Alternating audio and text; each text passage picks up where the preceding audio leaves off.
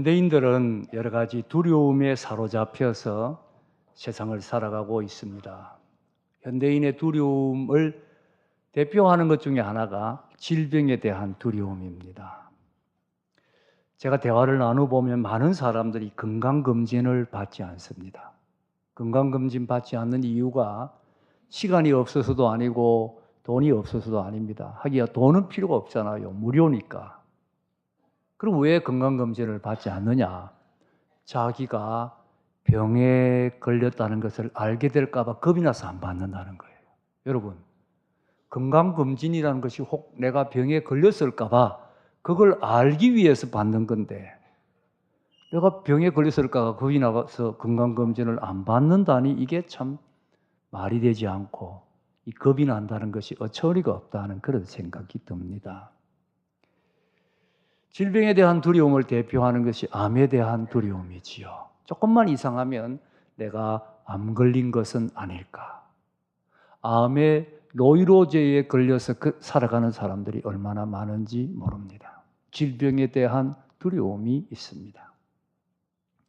심리적 두려움도 있습니다. 사람마다 어떤 상황, 어떤 상태를 두려워하는 것을 가리킵니다. 밀폐공포라는 것이 있습니다. 어딘가 꽉 막힌 데, 밀폐된 데 들어가면 겁이 나는 거지요. 식은땀이 나고 혈압이 올라갑니다. 터널에 들어가면 겁이 납니다. 서울에 있을 때 지하 6층에 사우나가 있는데 어떤 사람은 못 가겠다는 거예요. 왜 못 가겠냐? 너무 땅속 깊이 있다는 겁니다. 이게 일종의 밀폐공포입니다. 이런 사람 심하면 엘리베이터도 잘 타지 못합니다. 반대로 광장공포라는 것도 있습니다. 이건 거꾸로 갇히면 편안한데 다 열려버리면, 터여버리면 불안한 겁니다. 영화 같은 데 보면 서양의 왕들의 침실은 방은 엄청나게 넓은데 막상 침실은 위엔 지붕으로 덮어 씌우고 망사 같은 걸 늘어뜨려 가지고 좁은 공간으로 만들어 놨습니다. 왜 그렇게 합니까? 너무 탁 트여 있으면 불안해서 잠이 안 오는 거지요. 좁은 공간으로 딱 막아 주어야 평안합니다. 일종의 광장 공포라고 할 수 있습니다. 고공공포도 있습니다. 말 그대로 높은 데 올라가면 겁나는 겁니다. 이런 사람은 고층 아파트에 살지를 못합니다. 세균 공포도 있습니다. 제가 아는 또 어떤 분은 공공장소에서는 아무 곳에나 앉지도 못합니다. 혹 앉으면 다 이렇게 오므리고 앉습니다. 왜? 집 눈에는 보이지 않지만 세균이 우글우글 한다는 거예요. 세균이 덕실덕실하니까 겁이 나가지고 잘 앉지도 못하고 시도 때도 없이 손을 씻습니다. 세균 공포, 일종의 두려움이지요. 지금 우리나라 사람들은 대부분 북한의 위협에 대해서 두려움을 갖고 있습니다. 물론 전쟁이야 일어나겠냐, 전쟁 나면 다 망하는데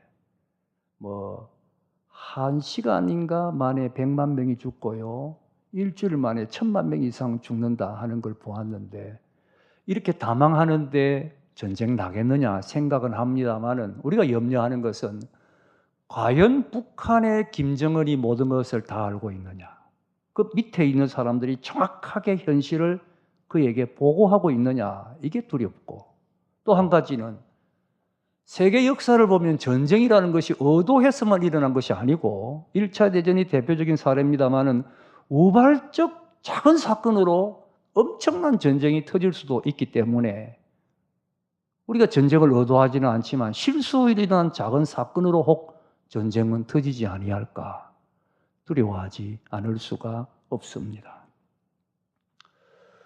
두려움의 문제는 두려움이 두려움만으로 끝나는 것이 아니라는 사실입니다. 두려워하면 적극적이고 건강하고 긍정적인 삶을 살 수 없습니다. 또 두려움이 계속되면 병에 걸릴 수도 있습니다. 어떤 심리학자가 실험을 했는데 철망 속에 쥐를 100마리 집어넣고 그 주위에다가 아주 사나운 고양이들을 이제 풀어놓은 겁니다. 철망 안에서 안전하지만은 고양이들이 계속 철망에 달아들면서 쥐들을 위협하는 거예요. 그 위협 속에 100일을 지나게 한 다음에 질을 해부를 해보니까 전부 심장병, 위장병, 암 다 걸렸더라는 겁니다. 두려움이 이 쥐의 오장육부가 오그라들도록 그렇게 만들어버렸다는 이야기지요. 사람도 마찬가지입니다. 두려움이 만병의 원인이 됩니다. 동양 우화집에 이런 이야기가 있습니다. 우화집에 나오는 이야기인데 어떤 사람이 아라비아 사람이 바그다드로 가다가 전염병을 만났습니다. 전염병아, 너 어디로 가느냐? 전염병이 대답하기를 바그다드로 가는데 내가 5,000명을 죽일 겁니다. 얼마 후에 바그다드의 전염병이 돌았어요, 실제로. 그런데 5만 명이 죽은 겁니다. 이 사람이 그 이후에 전염병을 다시 만났습니다. 항의했습니다. 너 나한테 분명히 5,000명을 죽인다고 했지 않느냐? 그런데 어째서 5만 명을 죽였느냐? 전염병이 대답합니다. 나는 분명히 5,000명 죽였습니다. 나머지는 전부 두려움에, 공포에 스스로 죽은 사람들입니다. 두려움이 이렇게 무서운 것이지요. 확실히 오늘 우리에게도 두려움이 문제입니다. 오늘 읽은 본문 말씀은 멸망을 앞에 두고 있는 이스라엘을 향한 하나님의 약속의 말씀입니다. 지금 이스라엘은 망합니다. 왜? 죄가 너무도 엄청나기 때문에 이미 죄가 한계를 넘었습니다. 하나님이 선지자를 보내어 계속해서 회개를 촉구했지만 회개하지 아니했습니다. 하나님은 멸망을 선언하셨습니다. 이제 나라는 망하고 예루살렘 성은 무너지고 성전은 불탑니다. 그런데 그것으로 끝이 아닙니다. 오늘 본문을 통하여 하나님은 그 멸망 너머로 새로운 계획을 보여주십니다. 그것은 이스라엘이 회복된다는 겁니다. 하나님이 다시 이스라엘에게 구원의 역사를 베풀고 이스라엘을 회복시켜 주시겠다 하는 약속의 말씀입니다. 이 하나님의 약속은 그들이 70년 포로 생활에서 돌아옴으로 이루어지지요. 그러나 그것은 일부분적인 성취요. 궁극적 성취는 신약시대 예수 그리스도께서 오셔서 구원 사역을 이루심으로 온전히 이루어집니다. 오늘 본문의 약속은 예수님을 통하여 온전히 이루어집니다. 따라서 오늘 본문은 그 구원의 복을 누리고 있는 우리에게 주시는 말씀입니다. 오늘 본문은 우리에게 주시는 말씀입니다. 그렇다면 본문의 핵심이 뭡니까? 두려워하지 말라는 것이지요. 본문의 핵심은 한마디로 두려워하지 말라. 하나님은 오늘 본문을 통하여 우리를 향하여 두려워하지 말라고 말씀을 하십니다. 어떻게 두려워하지 않을 수 있느냐? 먼저 너는 내 것이라, 내 것이라고 했습니다. 1절을 함께 읽겠습니다. 여러분 성경을 보세요. 1절 시작. 야곱아 너를 창조하신 여호와께서 너를 지으시니까 말씀하시느니라. 너는 두려워하지 말라. 내가 너를 구속하였고 내가 너를 지명하여 불렀나니 너는 내 것이라. 너는 두려워하지 말라. 내가 너를 구속하였고 내가 너를 지명하여 불렀나니 너는 내 것이라. 여러분, 여러분이 하나님의 것이라는 사실을 압니까? 하나님이 나를 아실까? 하나님이 내게 관심이 있을까? 틀림없이 우리 목사님은 나를 잘 모를 텐데 목사님도 모르는 나를 하나님이 아실까? 목사님도 관심 갖지 않는 나를 하나님은 관심을 가지고 계실까? 본문에 하나님이 뭐라고 말씀하셨습니까? 내가 너를 구속하였고 그 다음에 내가 너를 지명하여 불렀나니 너는 내 것이라. 여러분, 내가 하나님을 믿은 것이 우연히 믿은 거 아닙니다. 내가 스스로 내가 하나님 믿겠다 결단하고 내 발로 걸어와서 예수 믿은 거 아닙니다. 내가 예수 믿게 된 것은 하나님이 아무개 이름을 딱 불러서 지명하여 나를 부른 것입니다. 정확하게 말하면 이 지구의 70억 인구 중에 대한민국 부산시 서구 부민동 몇 번지 무슨 빌라 몇 호에 사는 아무개 하고 지명해서 이름을 불러서 나를 구원했습니다. 그래서 내가 하나님의 것이 된 겁니다. 지명하여 부르고 하나님이 너는 내 거다. 그렇게 선언하는 겁니다. 여러분, 하나님은 한 번 자기 소유 삼으면 버리지 않습니다. 영원히 버리지 않습니다. 내게 여러 가지 일들이 일어날 수가 있습니다. 이런 일, 저런 일, 무슨 때로는 죄를 짓고 잘못해서 징계도 받을 수 있습니다. 그러나 하나님이 소유 삼으면 하나님의 것입니다. 이스라엘을 죄로 인하여 징계를 받습니다. 그래도 이스라엘은 하나님의 것입니다. 그래서 오늘 본문을 보면 하나님 이스라엘을 다시 내가 너희들을 세워주겠다. 내가 너희들을 다시 불러 모으겠다 약속합니다. 5절과 6절을 보면 동쪽에서 서쪽에서 남쪽에서 북쪽에서 아니 땅끝에서라도 내가 너를 다시 불러 모으겠다. 왜? 너희들은 내 것이니까 약속하고 있습니다. 하나님의 것이기에 하나님의 보호 안에 있습니다. 내 것은 내가 책임지지요. 내 것인데 내가 책임지는 겁니다. 예수님께서 이 사실을 두고 요한복음 10장 29절에 말씀하셨습니다. 요한복음 10장 29절 우리 본문에 없기 때문에 화면을 보고 한번 읽어보겠습니다. 시작. 내 아버지는 만물보다 크심에 아무도 아버지의 손에서 빼앗을 수 없느니라. 우리는 아버지의 것인데 우리 아버지는 만물보다 크기 때문에 아무도 아버지의 손에서 우리를 빼앗을 수 없다. 이것이 하나님의 소유입니다. 하나님의 것입니다. 아무도 아버지의 손에 있는 우리를 손댈 수가 없다는 겁니다. 하나님의 것임을 믿어야 됩니다. 하나님의 것임을 믿고 두려움을 이길 수 있기를 바랍니다. 그래서 그 다음에는 내가 너와 함께 하겠다. 그렇게 약속을 하십니다. 2절을 읽어보겠습니다. 2절 시작. 내가 물 가운데로 지날 때에 내가 너와 함께 할 것이라. 강을 건널 때에 물이 너를 침몰하지 못할 것이며 내가 불 가운데로 지날 때에 타지도 아니할 것이요 불꽃이 너를 사르지도 못하리니. 물 가운데로 지나가지 않는 것 아닙니다. 불 가운데로도 지나가지 않는 것 아닙니다. 이거 분명히 해야 됩니다. 물 가운데로 지나가고 불 가운데로도 지나갑니다. 피해가는 거 아닙니다. 여러분, 예수 믿는다고 세상의 물과 물, 다시 말해 위험한 일에서 제외되는 거 아닙니다. 통과합니다. 어려운 일도 당합니다. 사업에 실패할 수도 있습니다. 병에 걸려서 수술을 받을 수도 있습니다. 모든 환난 시험을 다 당합니다. 그러나 그 다음에 말했습니다. 물 가운데로 지나가지만 물이 침몰하게 하지는 못한다. 불 가운데로 지나지만 불이 사르지는 못한다. 하나님이 함께 하시기 때문이다. 하나님이 물의 높이도 정확하게 간섭하십니다. 불의 세기도 간섭하지 못합니다.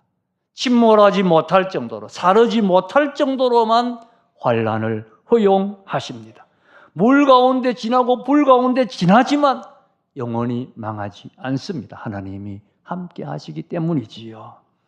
그래서 시편 37편 23절을 보면 하나님의 백성도 세상에서 넘어지지만 영원히 넘어지지 아니한다. 완전히 넘어지지 아니한다. 이는 하나님이 손으로 붙드시기 때문이다. 넘어지기는 넘어지는데 완전히 망할 정도로 넘어지지는 않습니다. 하나님이 손으로 붙드시기 때문입니다. 어린아이가 밤에 잠을 자다가 깹니다. 그러면 캄캄하잖아요. 사방이 캄캄하니까 겁이 나죠. 당연히 겁이 나니까 웁니다. 그때 어떻게 이 아이를 편안하게 만들어 잠자게 할 수가 있습니까? 엄마가 가슴을 토닥토닥 손으로 때리면 됩니다. 이 손으로 때리는 게 무슨 뜻입니까? 토닥토닥 이게 무슨 뜻입니까? 엄마 옆에 있다. 엄마 옆에 있다. 그 뜻입니다. 엄마 바로 지금 여기 있다. 엄마가 여기 있다. 캄캄해서 무섭지만 엄마가 곁에 있다는 것을 확인할 때 두려움이 사라지고 편안해지고 잠이 들게 되는 것입니다. 여러분, 두렵습니까? 곁에 계시는 하나님을 확인하십시오. 영안을 떠서 하나님을 보세요. 하나님이 내 곁에 계십니다. 나와 함께 하시고 나를 보호하고 계십니다. 곁에 계시는 하나님을 내가 확실히 믿을 때 두려움이 사라집니다. 아무것도 두려워할 것 없습니다. 베드로를 보십시오. 예수님을 바라볼 때, 지금 내 앞에는 예수님만 계신다 생각할 때 무리를 걸어갔습니다. 그런데 예수님을 바라보지 아니하고 풍랑을 바라보니까 물에 빠져갑니다. 풍랑을 바라보지 마세요. 세상을 바라보지 마세요. 예수님을 바라보세요. 예수님만 바라보아야 합니다. 요한복음 16장은 예수님께서 십자가를 앞두고 어떻게 평안을 누리셨는가 하는 것을 보여주는 귀중한 말씀입니다. 요한복음 16장은 예수님이 붙잡히시는 그날 밤, 그러니까 십자가에 못 박히시기 전날 밤, 제 아들에게 남긴 고백의 설교 아닙니까? 십자가를 눈앞에 두고 있습니다. 아주 결정적 시간이지요. 참 긴장된 시간인데 주님은 편안하셨어요. 제자들에게 이렇게 말씀하셨습니다. 요한복음 16장 32절 우리 한번 주님의 말씀을 읽어보십시다. 시작. 보라, 너희가 다 각각 제 곳으로 흩어지고 나를 혼자 둘 때가 오나니 벌써 왔도다. 그러나 내가 혼자 있는 것이 아니라 아버지께서 나와 함께 계시느니라. 내가 혼자 있는 것이 아니라 그 다음 뭐라고요? 아버지께서 나와 함께 계시느니라. 지금 눈앞에 빌라도의 부조리한 재판이 있습니다. 제자들의 쓰라린 배신도 있습니다. 홀로 남는 외로움도 있습니다. 십자가의 그 아픈 고통도 있습니다. 정말 어려운 순간입니다. 그러나 주님은 평안하십니다. 주님은 조용하십니다. 어떻게 그런 평안을 유지할 수 있느냐? 우리 본문에서 고백했습니다. 내가 혼자 있는 것이 아니고 아버지께서 나와 함께 계시느니라. 아버지께서 함께 계심을 믿을 때 빌라도의 재판과 제자들의 배반과 십자가의 고통을 눈앞에 두고도 주님은 진정한 평강을 누릴 수가 있었던 것이지요. 마태복음을 보면 예수님 마태복음 10장 29절 31절에서 제자들을 전도자로 파송하시면서 말씀하셨습니다. 마태복음 10장 29절 31절도 한번 읽어보겠습니다. 시작. 참새 2마리가 한 아사리온에 팔리지 않느냐? 그러나 너희 아버지께서 허락하지 아니하시면 그 하나도 땅에 떨어지지 머리털까지 다 세신 바 되었나니 두려워하지 말라. 너희는 많은 참새보다 귀하니라. 아사리온은 가장 낮은 화폐 단위입니다. 참새 2마리가 한 아사리온이라는 말은 참새는 정말 싸구려, 아무 가치 없는 그런 존재다, 그 뜻이. 그런데 그런 가치 없는 참새도 하나님 허락 없이 땅에 떨어지지 않는다. 하나님이 주관하신다. 하물며 참새도 하나님이 주관하는데 하물며 너희들을 하나님이 주관하시지 않겠느냐? 하나님이 보호하시지 않겠느냐? 그러니 두려워하지 말라 말씀하시는 것이지요. 여러분, 하나님이 함께 하십니다. 하나님이 보호하시고 하나님이 주관하십니다. 이 나라도 하나님이 보호하십니다. 하나님이 보호하십니다. 하나님이 함께 하심을 믿고 모든 두려움에서 승리할 수 있기를 바랍니다. 마지막으로 하나님이 우리를 속량했다 말씀하십니다. 속량했다. 이 진리가 중요합니다. 자, 하나님이 나를 지명하여 불러서 나는 하나님의 것이고 불 가운데 물 가운데로 지날 때도 하나님이 나와 함께 가시는 은총이 있는데 그래도 문제는 있습니다. 무슨 문제냐? 내가 그 은총을 누릴 자격이 있느냐 하는 겁니다. 내가 그런 놀라운 은총을 누릴 만한 거룩이나 의가 있느냐? 없다는 것을 내가 알고 있습니다. 내 죄, 내 허물이 내 앞에 있습니다. 나는 이런 죄인인데, 이런 허물인데 이것이 나를 괴롭힙니다. 내가 그런 은총을 누릴 자격이 없기에 또 한 번 두려울 수밖에 없습니다. 본문의 이스라엘도 그러합니다. 죄 때문에 망합니다. 죄가 너무 엄청나서 망하는데 어떻게 이런 하나님의 회복의 은총을 누릴 수가 있느냐? 죄가 문제인데 누릴 수가 있느냐? 그래서 하나님 3절에 말씀하십니다. 3절 읽겠습니다. 3절 시작. 나는 여호와 내 하나님이요 이스라엘의 거룩한 이요 내 구원자임이라. 내가 애굽을 너의 속량물로 구스와 스바를 너를 대신으로 주었나라. 여기 내가 애굽을 너의 속량물로 구스와 스바를 너를 대신하여 죽었다고 했는데 이 말이 중요합니다. 속량물이라는 말은 값을 대신 치루었다 그 뜻입니다. 다시 생각해 보십시다. 두려움의 근본 원인이 뭡니까? 두려움의 뿌리가 뭐겠어요? 두려움이 어디에서 시작되었습니까?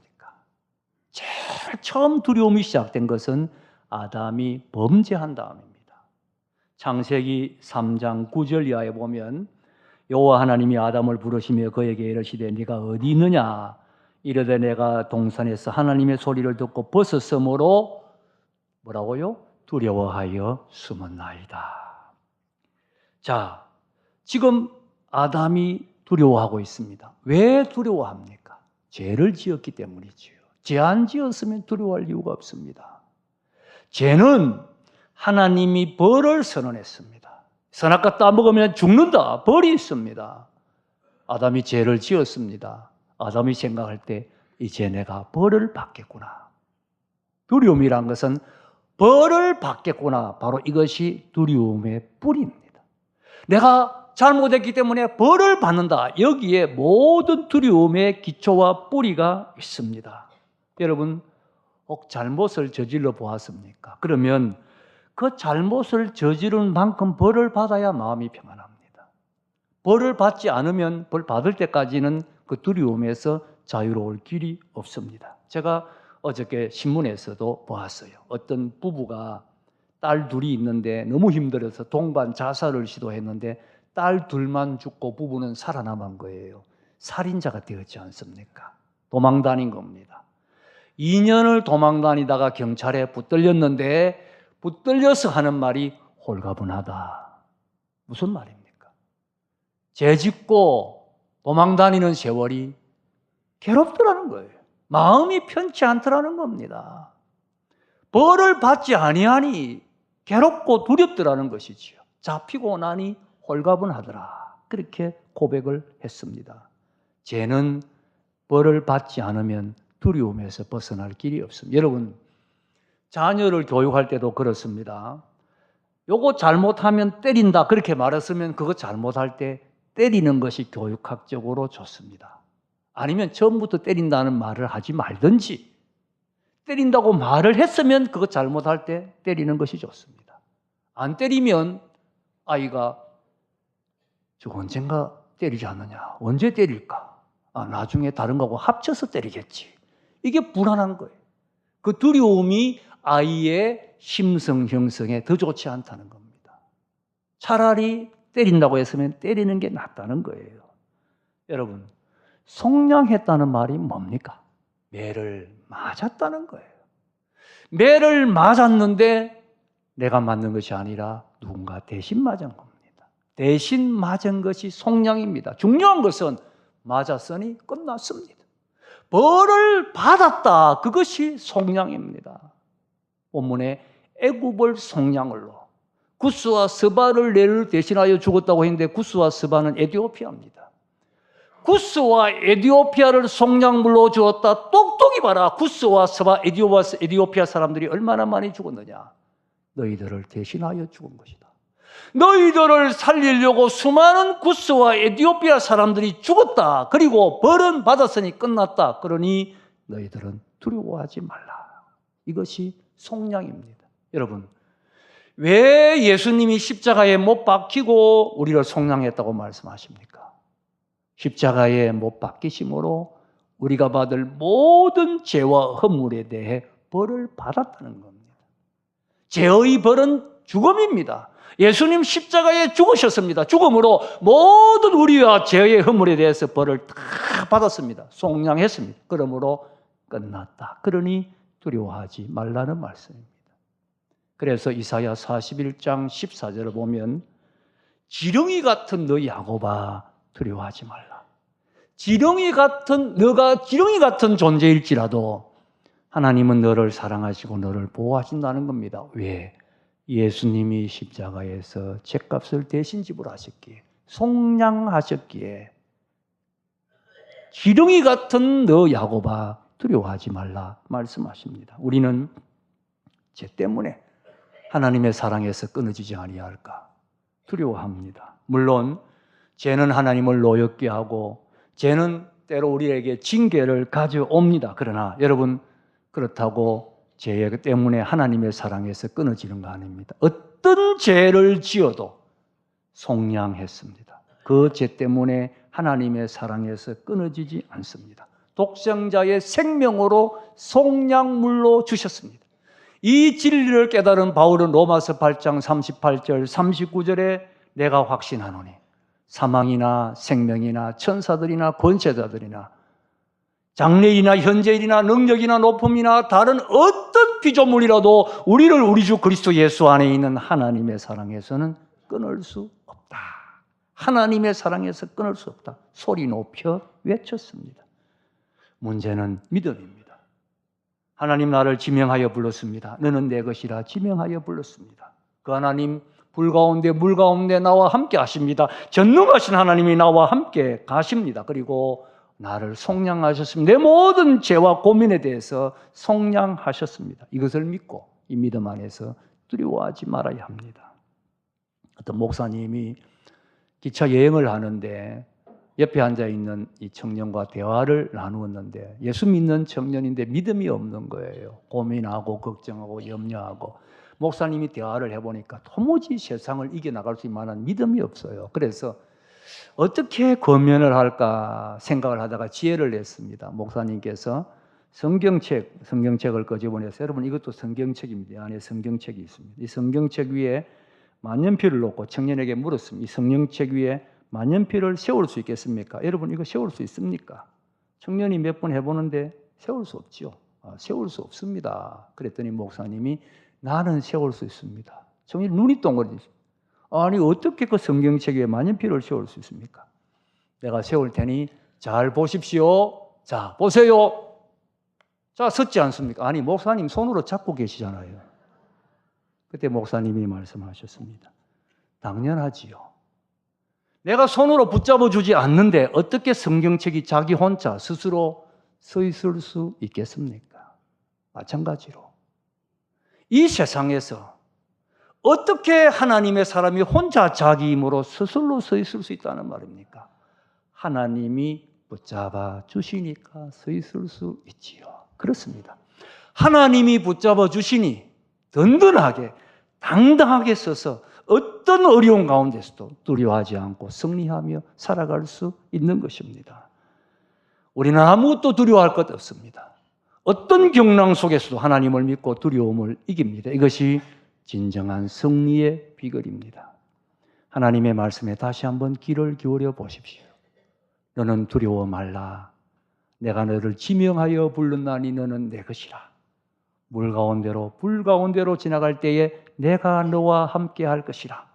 내가 너를 구속하였고 내가 너를 속량하였느니라. 이 말씀을 믿는 믿음으로 어떤 환경에서도 두려워하지 않고 승리하며 살아가는 여러분 다 되시기를 주님의 이름으로 축복합니다.